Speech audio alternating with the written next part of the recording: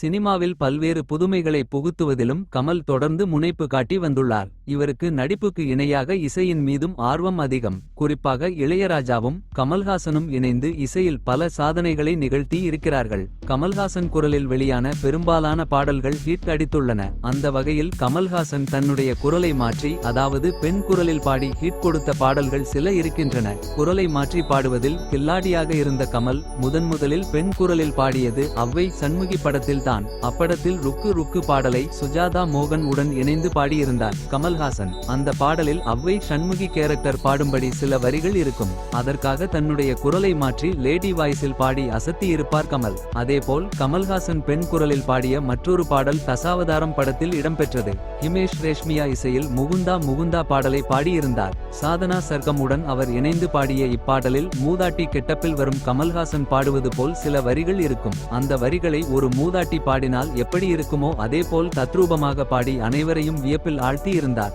இந்த இரண்டு பாடல்களுக்கும் உள்ள ஒற்றுமை என்னவென்றால், இந்த இரண்டு படங்களையும் கே.எஸ். ரவிக்குமார் தான் இயக்கியிருந்தார் என்பது குறிப்பிடத்தக்கது.